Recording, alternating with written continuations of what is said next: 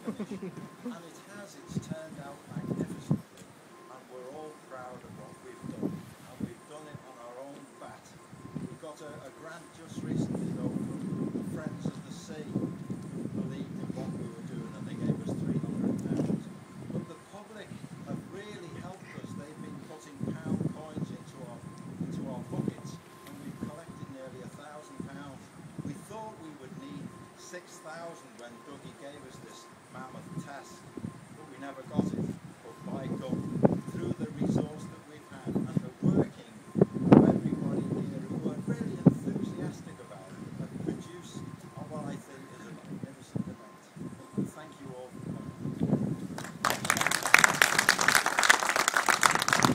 Somebody maybe will do like keep moving, it's because the paint's not drying. Stand still too long.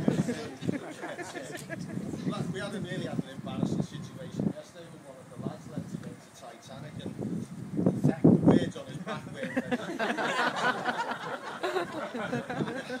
that's just the light art aside, but it is a very serious subject. And even on Sunday, the young couple that were drowned, just the dangers of the sea, the young couple that drowned in the August bank holiday outside, the family and friends carried a bench up on Sunday and placed it up on the top up there in Croft, and even that's modern day dangers of the sea. It was 100 years ago and prior to that, but yeah, very much. Yeah.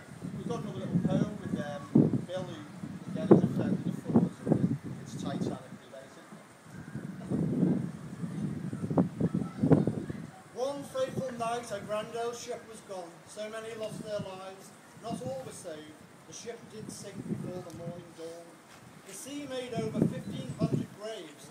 Oh, that's so sad and fateful April night, as that sharp iceberg the ship's slide did graze. The crew and captain tried with all their might to save as many people as they could, in only 20 lifeboats for their flight.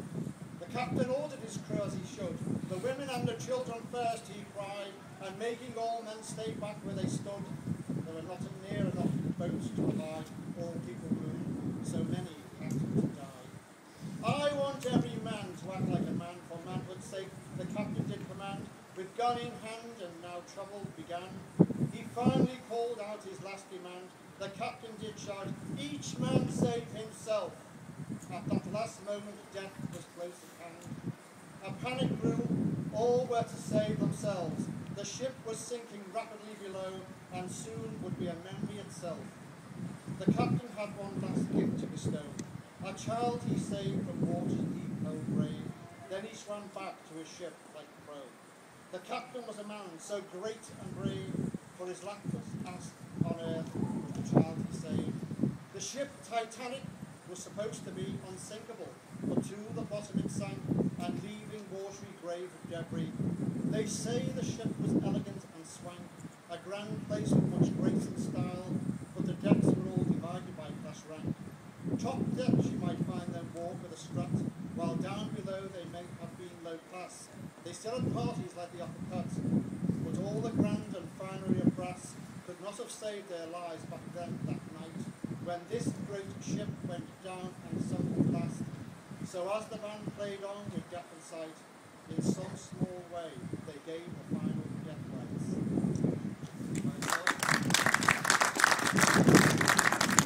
Bill mentioned the Captain Smith there, and it's well worth a trip over to Waterloo.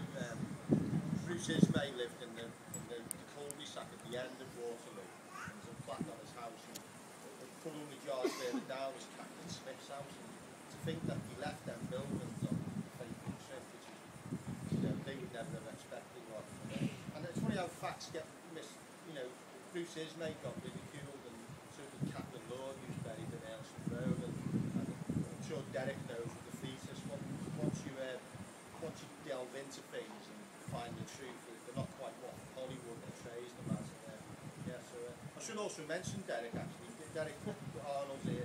His father was the survivor of the fetus, and you probably won't like me mentioning it, but the chap behind him is Bob, and Bob lost his father on the Thunderbolt, which the fetus became. And again, the maritime history. John Molyneux's here, Secretary of the Blue Thunder Liner. Ken, the man who's pushing for the first hovercraft service to be remembered of Will. It's great. And also also on a nautical theme and talking of great people is Tony Davis from the Spinners. And Tony, when I mentioned the exhibition, Tony said, well, there's a song about the Titanic. And God, you know, I can't sing. Tony can, and it's a great honour to have Tony here, because I think the Spinners have done a tremendous amount for Liverpool and the PR side, and if anyone knows the words, you're more than welcome to join in. So, Tony Davis, thank you. I think you can probably all get the hang of this chorus. It's one of those easy choruses, and it's probably been put together by half a dozen or maybe half 100 people in America.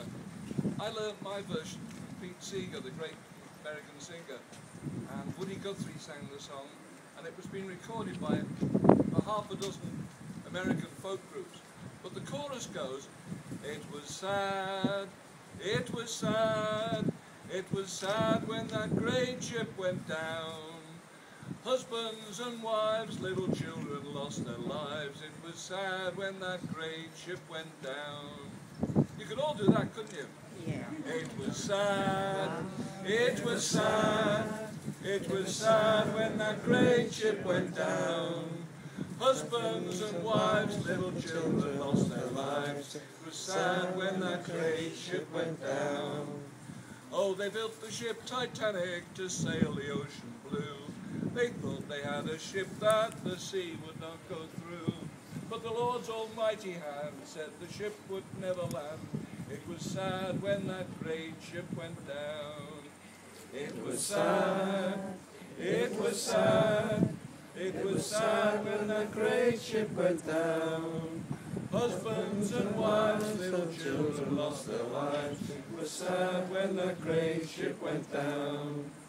Well, they were not far from the shore, say 1,000 miles or more, and the rich refused to associate with the poor. So they sent them down below, and they were the first to go. It was sad when that great ship went down. It was sad, it was sad, it was sad when that great ship went down. Husbands and wives, little children lost their lives. It was sad when that great ship went down. Well, they sent the lifeboat out in the dark and stormy sea, and the band struck up with Nearer, Nearer, my God, to thee. Oh, the heroes saved the weak as the ship began to leak. It was sad when that great ship went down. It was sad, it was sad, it was sad when that great ship went down. Husbands and wives, little children lost their lives. It was sad when that great ship went down. Well, the captain came on deck with a tear in his eye. As the last boats he left, he waved them all goodbye. He knew he'd made a slip, so he went down with the ship. It was sad when that great ship went down. It was sad, it was sad, it was sad when that great ship went down. Husbands and wives, little children lost their lives. It was sad when that great ship went down.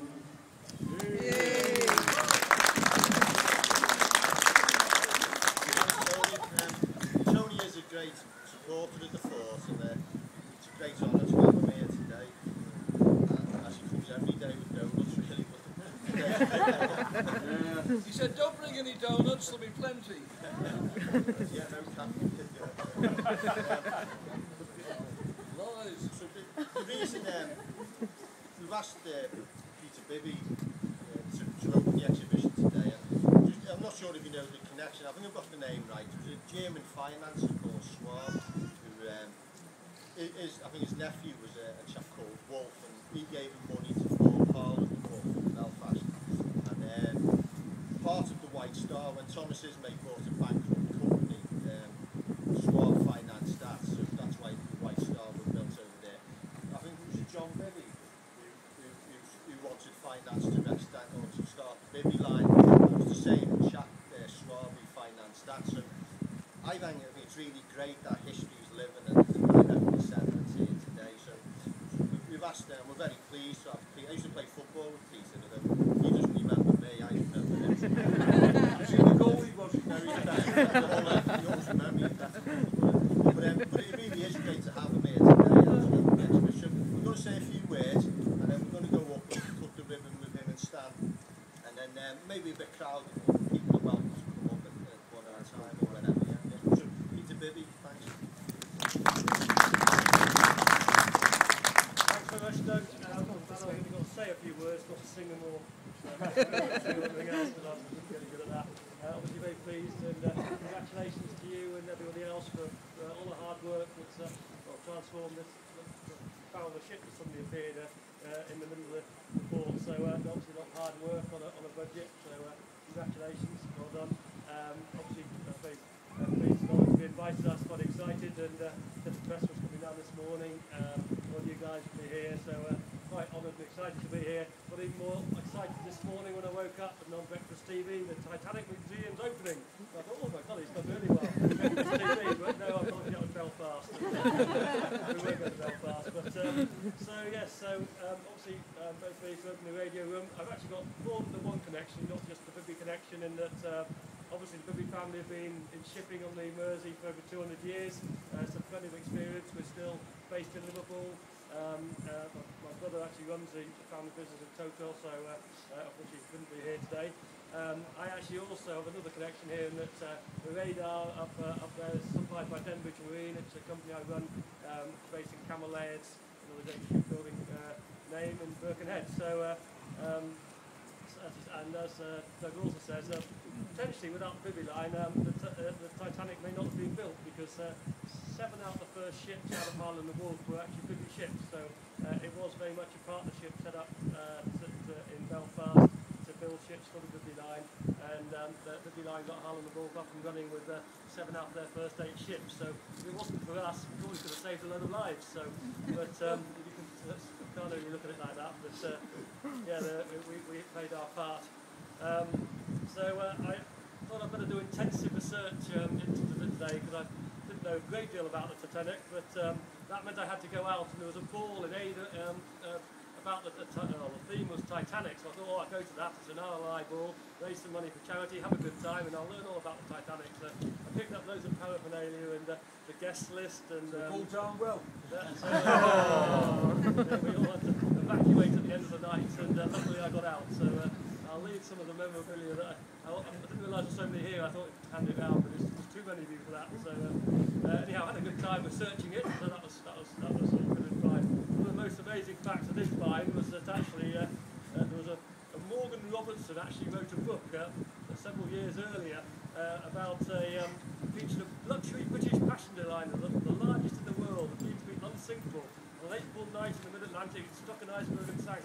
As the ship carried far too lifeboats, half the passenger died. The name of the vessel in the fictional story was the Titan, which is quite amazing, really, that he wrote about a ship called the Titan like that. He then also wrote in 1914 about the Japanese launching sneak attacks on Americans on ships en route to Hawaii. That was 27 years before Pearl Harbor. But You're psychic, was so he seemed to be a bit of a psychic. So unfortunately, more people probably should have read his story than that, and would have been all right. But I'll leave a copy of the newspaper article and things so people can actually read that. But I found that quite amazing. So, but yes, so it's a great pleasure to open the radio room. Thank you all for coming. Thank you all very much for all the good work. And best of luck with the venture.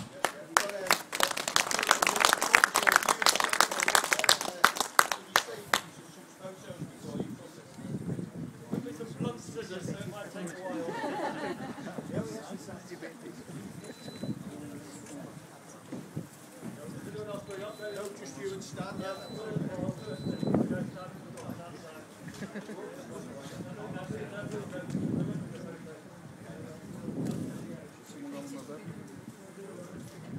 Yeah, it's fine.